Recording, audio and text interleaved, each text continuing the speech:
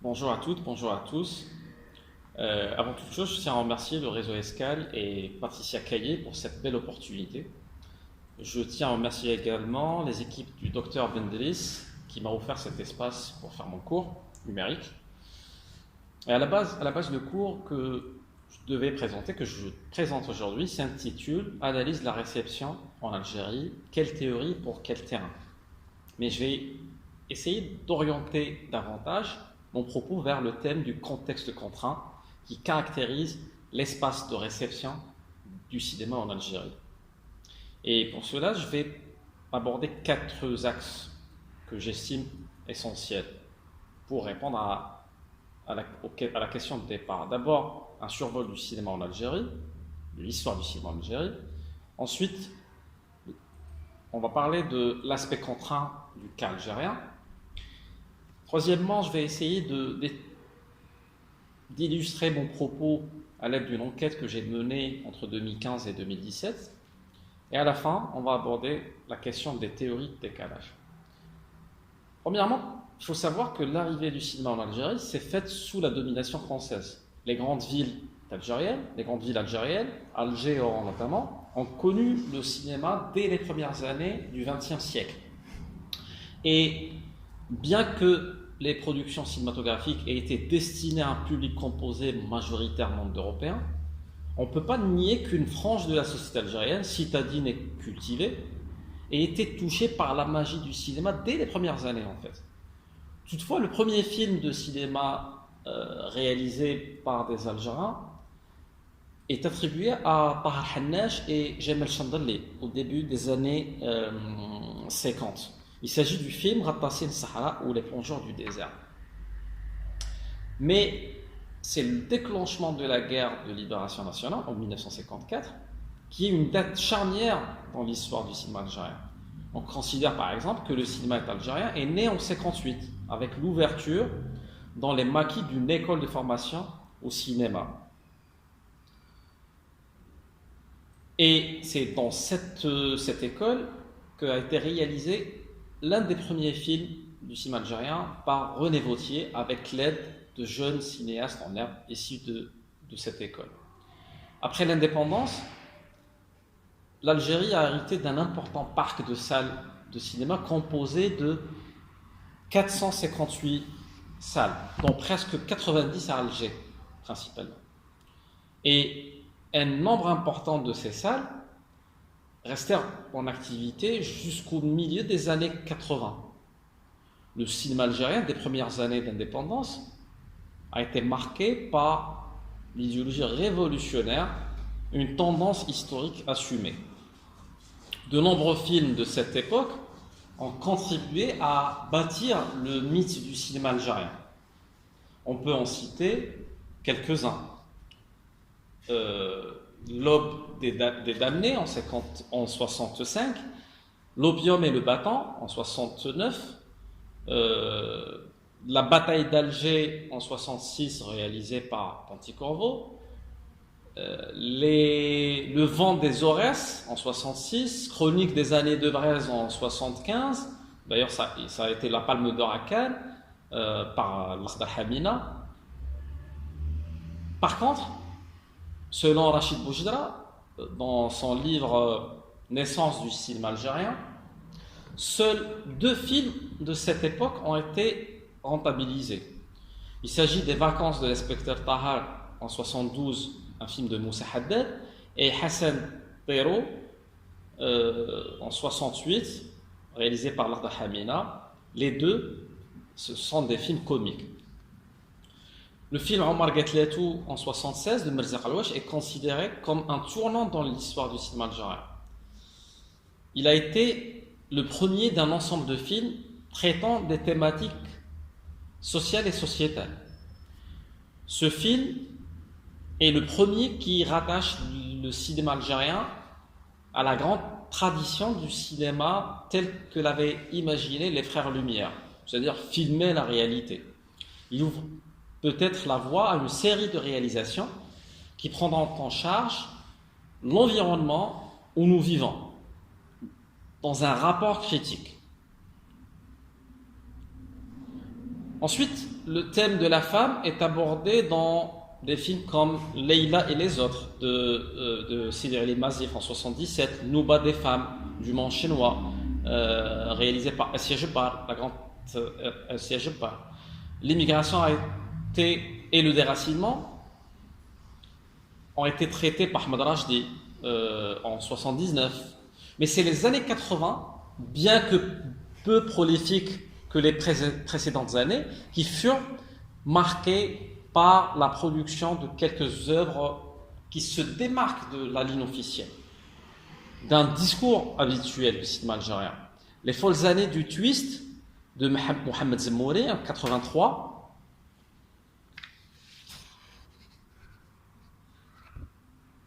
une satire historique, fut un des premiers films avec un discours critique vis-à-vis de la guerre de libération et de l'histoire officielle. Et c'est à la fin des années 80, début des années 90, le cinéma algérien a été touché, comme les autres secteurs culturels en Algérie, par la montée du terrorisme religieux et les prémices d'une décennie noire. Dès leurs élections au premier tour des élections municipales en 90, les assemblées communales composées par les élus du Front islamique du Salut, le FIS, ont décidé de fermer les salles de cinéma dans leur commune, estimant que tout art est péché. L'arrêt du processus électoral et l'obscurantisme religieux poussèrent le pays vers une guerre civile, entre guillemets, même si je ne suis pas d'accord avec ce terme. On va dire que c'était une décennie noire. Une décennie noire qui a duré quand même une quinzaine d'années. Et de nombreux intellectuels et artistes algériens, dont beaucoup de cinéastes, ont été assassinés pendant ces années. D'autres cinéastes ont fui la guerre civile pour se réfugier à l'étranger, notamment en France. Mais les conditions sécuritaires, ce ne sont pas la seule explication, à mon avis, au désenchantement général en matière de cinéma depuis les années 80. Comme le souligne d'ailleurs Abdou Benziyel, que je vais citer, les cinéastes algériens naviguèrent déjà à vue et tournaient de plus en plus vers l'Europe,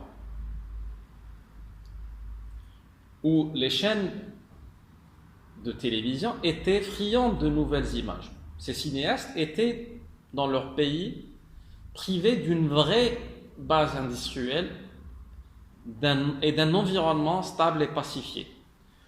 Ils étaient privés aussi d'une législation favorable à la libre expression et à la production des images nationales. Mais depuis les débuts des années 2000, le visage du cinéma algérien a changé sans pour autant retrouver les bases d'une réalité, d'une réelle industrie cinématographique. Et de nombreux jeunes cinéastes sont venus concurrencer leurs aînés, qui pour la plupart ont choisi d'immigrer en France. Ces jeunes cinéastes ont profité de la nouvelle politique culturelle volontariste, encouragée par la hausse des recettes de pétrole en Algérie au milieu des années 2000. Et c'est grâce aux aides du ministère de la Culture et ces différents organismes de financement, une nouvelle génération de cinéastes algériens a pu réaliser ses premières œuvres. Mais en l'absence des deux autres chaînons de l'industrie cinématographique, en l'occurrence la distribution et l'exploitation, ces films dorment dans les tiroirs des organismes de financement. Sinon, au mieux, ils sont projetés à l'occasion de manifestations ponctuelles ou de festivals annuels. La plupart de ces films sont produits ou coproduits par des sociétés de production privées et s'intéressent au thème de l'identité, au thème des séquelles du traumatisme de la guerre civile, entre guillemets, des années 90. Et après une longue décennie du monopole public sur l'audiovisuel, l'Algérie a adopté, début 2014, le texte de projet de loi relatif à l'activité audiovisuelle.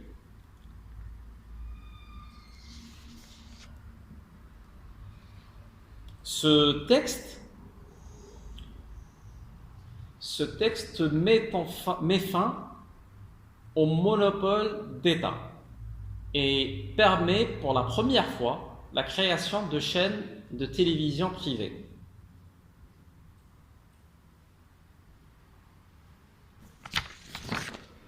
Mais en attendant la mise en vigueur de cette loi, il existe déjà une dizaine de chaînes privées, offshore.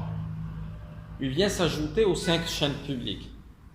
Et il est attendu de ces chaînes de participer à la production d'œuvres cinématographiques entre guillemets nationales, en respect d'un cahier de charges exigeant la diffusion de 60% au minimum de programmes algériens. En 2012, le taux de diffusion de ces films dans ces chaînes, ils ont diffusé en moyenne 23% de films nationaux. Mais ce taux a été respecté, on peut parler de ce taux seulement si l'on parle des chaînes publiques, le NTV. Alors, peut-on avoir un cinéma sans public et sans billetterie?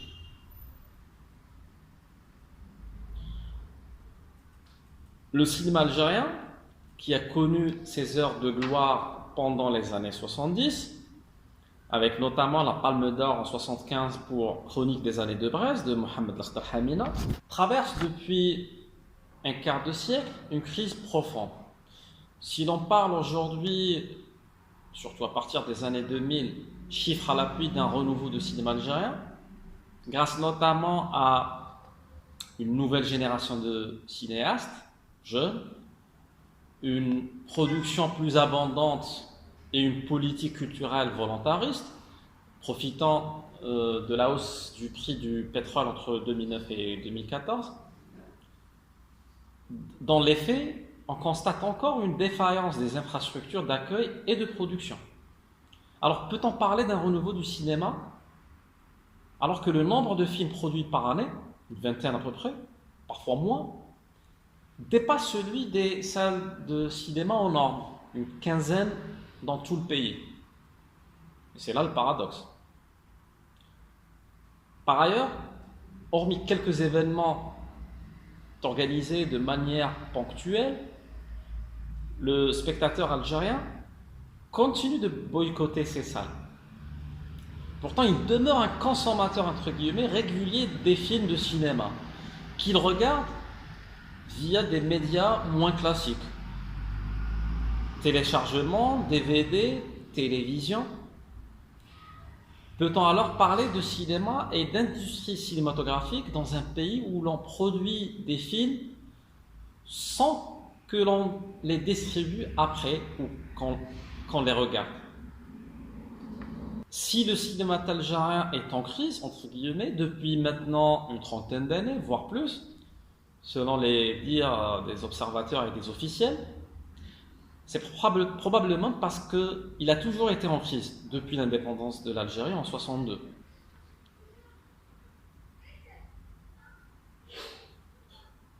Souffrant de problèmes structuraux, le cinéma algérien n'a pu exister que grâce aux subventions quasi exclusives de l'État algérien.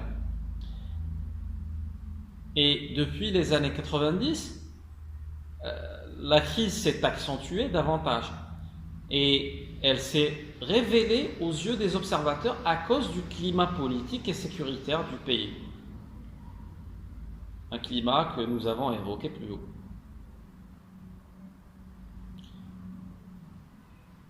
À l'image des autres secteurs, le cinéma algérien a souffert de la décennie noire, qui a causé la paralysie presque totale des différents domaines de la culture, des arts, mais aussi un traumatisme profond de la société.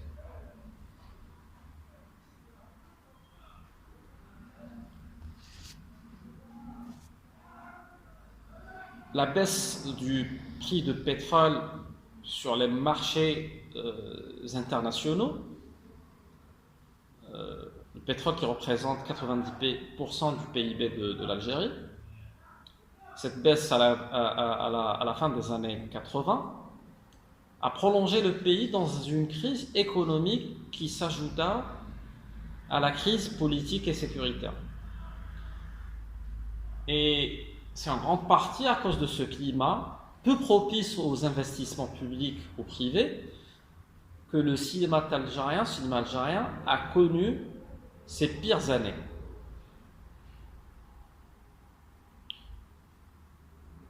Comme beaucoup d'intellectuels et d'artistes, menacés de mort par le terrorisme islamiste, des dizaines de cinéastes et de techniciens de cinéma surtout ont dû fuir le pays et s'exiler à l'étranger. Le nombre de techniciens qualifiés a considérablement baissé. Déjà, au cours des meilleures années d'abondance, en l'occurrence les années 70 et 80, la production nationale n'a jamais dépassé la vingtaine de films par an, voire une dizaine de films par an. Et le personnel technique destiné à la production et affilié à la CAIC, le Centre algérien pour l'art et l'industrie cinématographique, arrivait à peine à une cinquantaine, voire une soixantaine d'éléments inégalement qualifiés. La suspension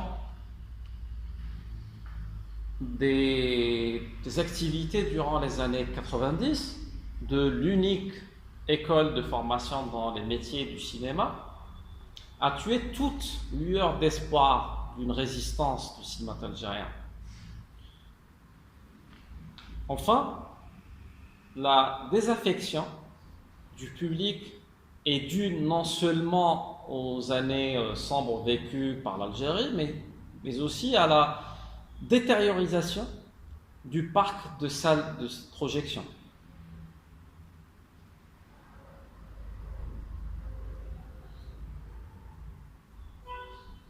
Sans salle de cinéma, il n'y avait plus de place à la production ou une quelconque industrie cinématographique. Déjà en 1964, le premier président algérien, Ahmed Ben Bella, proclame la nationalisation des salles de cinéma héritées de l'époque coloniale. Elles étaient au nombre de 458, le double du nombre de salles en Égypte, par exemple, la même année. Le Centre national du cinéma algérien, le CNCA, créé la même année, 67, est chargé de gérer cet espace et de cet héritage colonial. Et en 1967, on confie la gestion des salles aux communes en tant que fonds de commerce cinématographique, en espérant que les recettes supposées de l'exploitation cinématographique viendraient renouveler les caisses des collectivités locales. Mais c'est au début des années 80 qu'on autorisa l'octroi des salles de cinéma aux locations de gérance à des particuliers sans que cette autorisation soit accompagnée par des mesures de régulation. Beaucoup de ces salles ont été détournées de leurs fonctions premières et ont été transformées en salles de vidéo, par exemple. D'ailleurs, le producteur et distributeur Malek Ali Yahya précise au sujet des exploitants, et là j'ouvre les guillemets, plutôt que de se regrouper et de demander à l'État l'autorisation d'importer des films nouveaux, ils optent pour la voie de la facilité et s'équipent en matériel de projection vidéo qui leur permet d'effectuer des projections pirates, le plus souvent des films violents ou même à caractère pornographique, sans réserver à l'État les taxes qui lui revenant. En particulier la TVA, la taxe sur les droits d'auteur ainsi que le FDATIC. C'est à cette période que le public se détourne durablement des salles de cinéma. Je ferme les guillemets. Ce fut, à mon avis, le début de la crise dans le secteur du cinéma en Algérie. Parce qu'en l'absence d'une vraie offre cinématographique, le public séduit par l'offre des chaînes satellitaires déserta les quelques salles de cinéma restées encore en activité. Et face à cette situation, et à cause de la décennie noire, les pouvoirs publics ne montrèrent aucune volonté réelle pour sauver le secteur.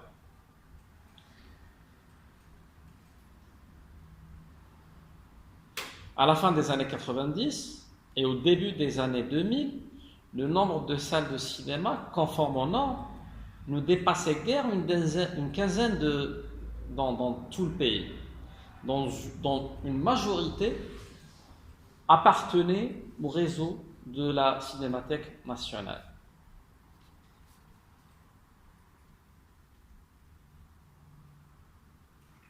Le privé n'était pas prêt à investir dans les multiplexes, et ça continue jusqu'à maintenant d'ailleurs, en l'absence d'amendements fiscaux encourageants et dans un flou en termes juridiques et économiques.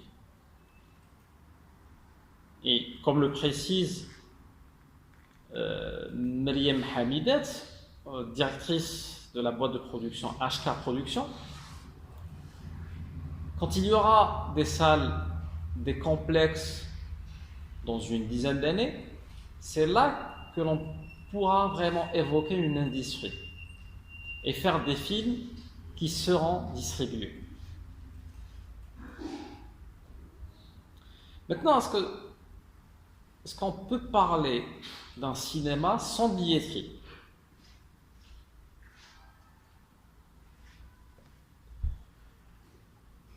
Comment financer un film dans un pays où l'industrie et les entreprises cinématographiques n'existent pas et où même les salles de cinéma ne sont pas en mesure de projeter ces films? À mon avis, c'est l'angoissante question que se pose la majorité des cinéastes contactés. Des cinéastes contactés pour les besoins de secours. Un film qui n'a pas, dès le départ, assuré au moins une partie sa distribution, ne peut trouver de producteur, du moins producteur, qui va mettre de l'argent directement. Or, en l'absence de salles de cinéma et en l'absence du public, le système de billetterie n'existe pratiquement pas en Algérie. Dans le passé, le FDATIC, le Fonds pour le développement de l'art et de la technique, de l'industrie cinématographique, était le principal financeur des productions nationales. Et les aides étaient alors distribuées après étude de dossier et lecture du scénario. Le FDATIC était alimenté sur la base des recettes des entrées des salles de cinéma. Mais depuis les années 90, les recettes sont en chute libre, presque inexistantes. La situation aggravée après la dissolution des entreprises publiques de cinéma ainsi que le nombre limité de ces salles, le ministère de la Culture se trouvait alors dans l'obligation de subventionner directement ce fonds pour financer quelques rares productions. C'était le cas pendant toutes les années 90. Et le mécanisme de billetterie, qui n'existait plus depuis la disparition des cinémas, les subventions provenaient en grande majorité, à 80% on va dire, de l'argent du contribuable. Une autre source de financement absente, c'est la télévision. Jusqu'en 2011, la télévision publique, le NTV, était l'unique chaîne du paysage audiovisuel algérien. Si elle finançait de nombreux films, notamment durant les années 2000, exerçant souvent une politique sélective très dirigée, elle ne diffuse que rarement les films qu'elle a contribué à produire, et en général, elle ne réclame même pas les bénéfices des films qu'elle a coproduits. C'est le summum de l'absurdité. Des bénéfices qui sont par ailleurs inexistants, on va dire.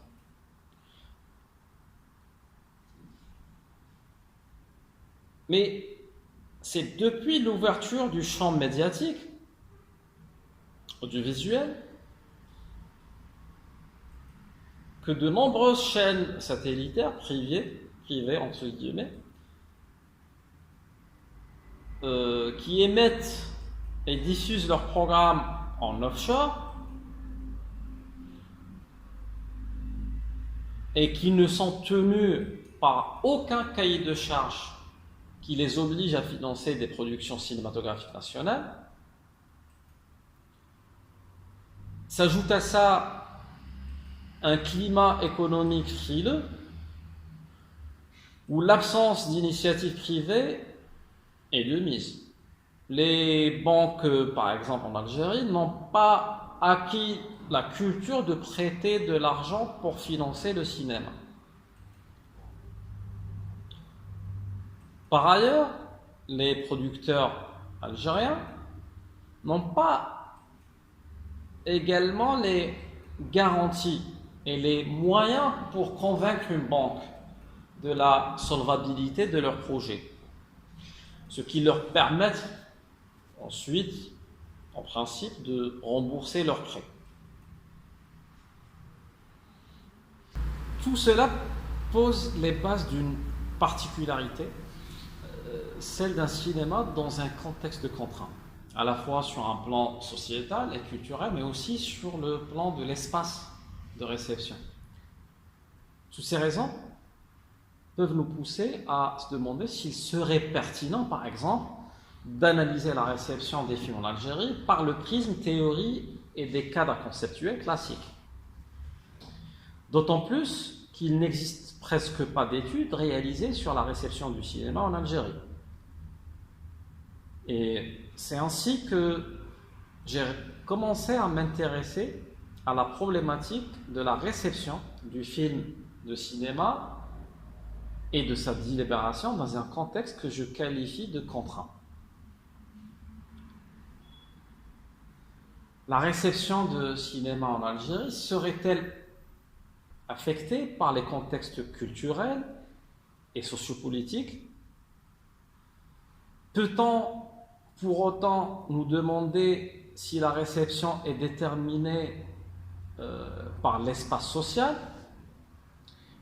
Et enfin, la question initiale, est-ce que le médium a un rôle déterminant dans la réception du film? Dans un pays où l'offre cinématographique dans des salles brille par son absence. Pour répondre à ces questions,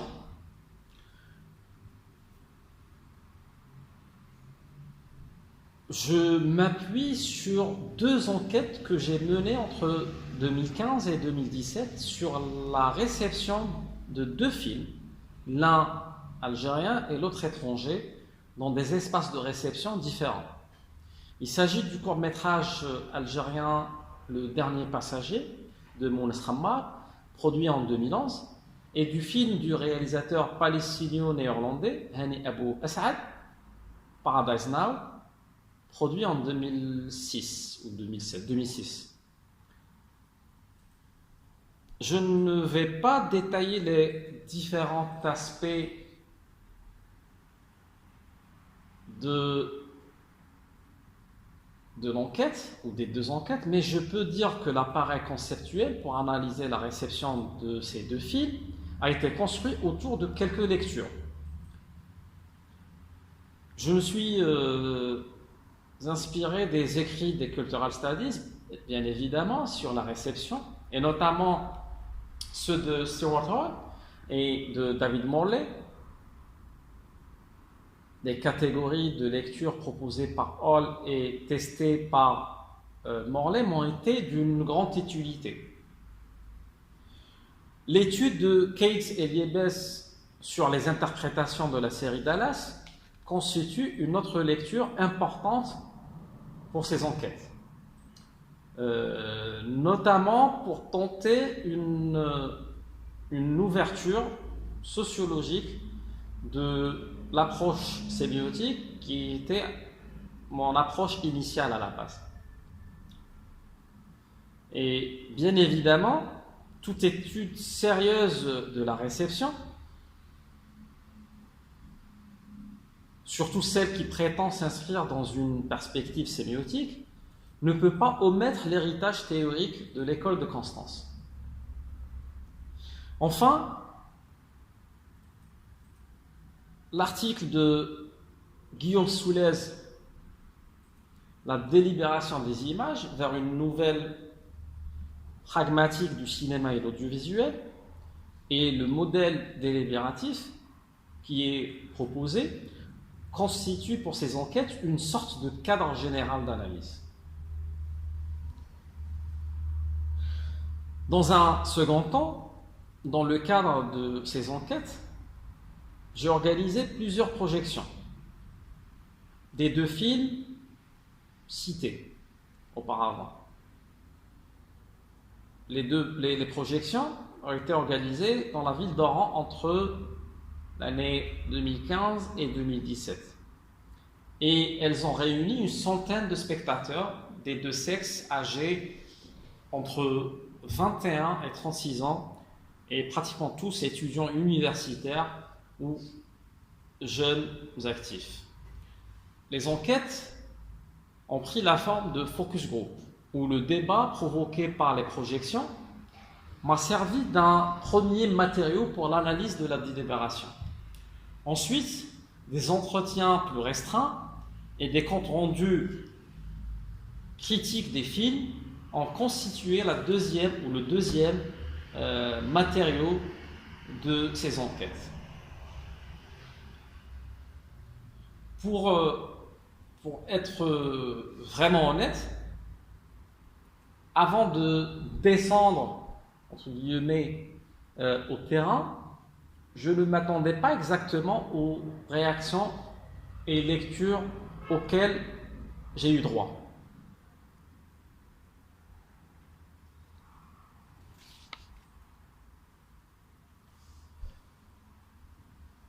Face à un public supposé instruit, je m'attendais à des préoccupations plus esthétiques, voire techniques, plus en phase avec la nature supposée du public.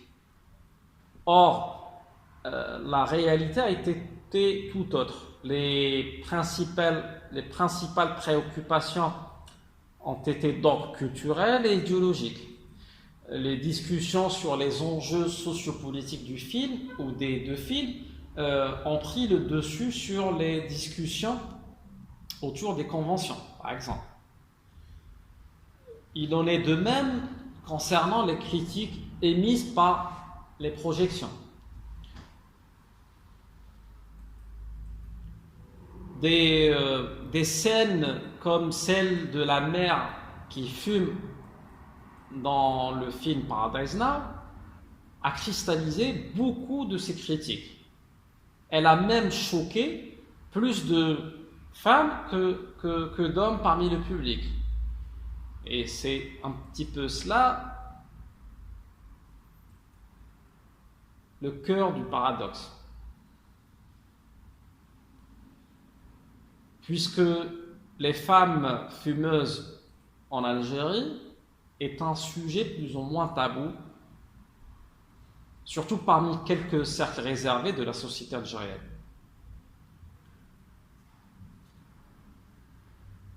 Lorsque j'ai lu dans un compte rendu d'une étudiante la phrase suivante, je vais la lire: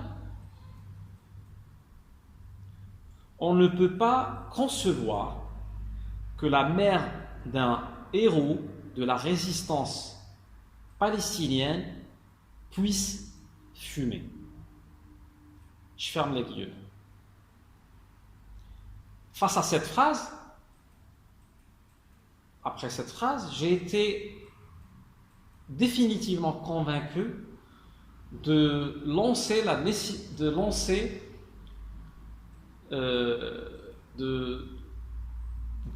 placer le curseur sur l'aspect contraint de la réception plutôt que de m'intéresser prioritairement à l'impact du médium sur l'expérience cinématographique.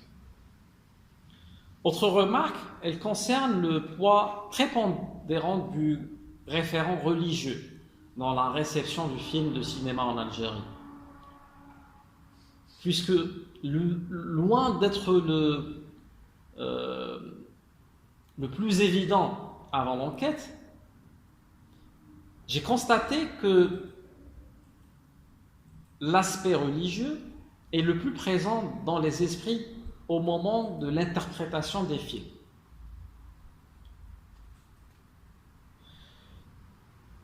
Presque tous les interviewés parlent du film à partir d'une position de lecture où la religion, l'islam en l'occurrence, est très déterminante, très dominante.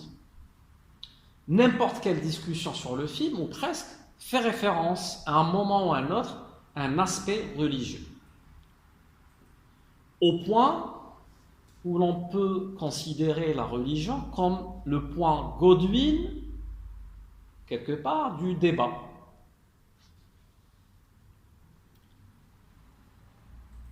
Et la contrainte en matière de réception du film de cinéma en Algérie me semble plutôt idéologique et religieuse.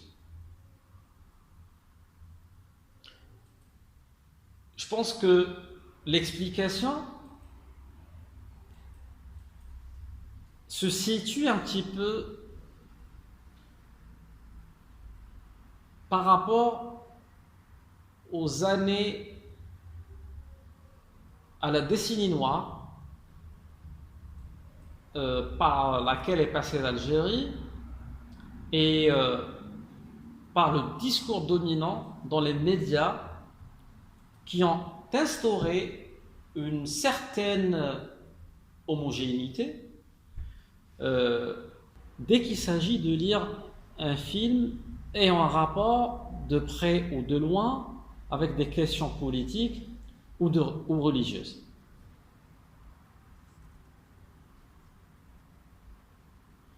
Et les rares voix discordantes sont obligées ou bien de se taire ou bien d'adopter une position subversive, perçue par beaucoup comme une provocation dès qu'il s'agit d'une projection publique.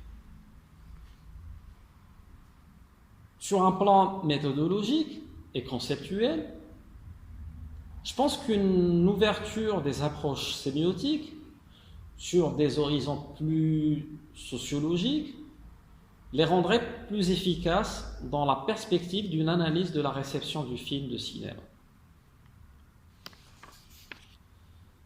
Bien qu'elles s'inscrivent dans une démarche prioritairement sémiotique, l'analyse de la réception des deux films que j'ai réalisés dans le cadre de mes deux enquêtes a pu intégrer un ensemble d'éléments conceptuels et méthodologiques issus de la sociologie, notamment de la sociologie de la culture. Une approche idéale, à mon sens, de la réception serait celle qui allierait la richesse conceptuelle des théories sémiotiques et esthétiques à l'efficacité et à la souplesse des méthodes et approches dites sociologiques. Pour conclure, parce que je vois que le temps passe et je dois conclure dans 2-3 minutes, les enquêtes que j'ai menées posent à mon avis une question plus cruciale. C'est la question du rapport du cinéma en général avec le public algérien. Puisqu'il est difficile de parler d'un public de cinéma en Algérie, où l'offre de cinéma est quasiment absente et où le parc de salles est presque inexistant, sinon déserté, cette réalité pousse les spectateurs à adopter d'autres pratiques en matière de réception de cinéma, comme le téléchargement illégal, comme le visionnage à domicile, comme le piratage, qui sont devenus, par la force des choses, il faut l'avouer, les pratiques les plus répandues et les plus normales. Elles ne sont pas vraiment des choix, dans la mesure où il n'existe pratiquement que cela. Ceci dit, ces pratiques, bien que dominantes, souffrent d'une certaine délégitimation, du moins aux yeux de la critique et des spécialistes. D'où la proposition d'analyser la réception du cinéma en Algérie à travers le prisme du non-public. Le non-public, une notion empruntée à Passeron, entre autres, serait l'ensemble des spectateurs dont les goûts ne sont pas conformes aux pratiques et goûts légitimes, par opposition au public, entre guillemets, dont les goûts et les pratiques sont légitimés par des discours souvent générationnel, voire nostalgique.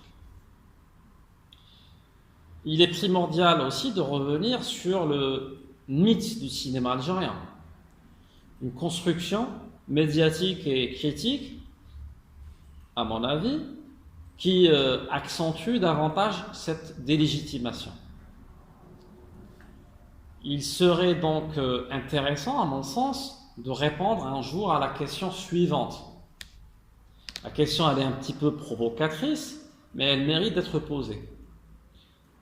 Est-ce qu'on a eu un jour un cinéma algérien? C'est une question qui nécessiterait à la fois une approche historique, mais également socioculturelle des phénomènes liés au cinéma et au public de cinéma. J'espère de tout cœur avoir l'occasion de revenir sur ce thème, pourquoi pas à l'occasion d'un autre séminaire numérique, toujours dans le cadre du réseau Escale, dès l'année prochaine, pourquoi pas. D'ici là, je serai disposé à répondre à vos questions par la discussion publique qui va être organisée le 28 mars. Et je vous remercie de votre attention et je vous donne Rendez-vous à l'occasion des questions. Merci.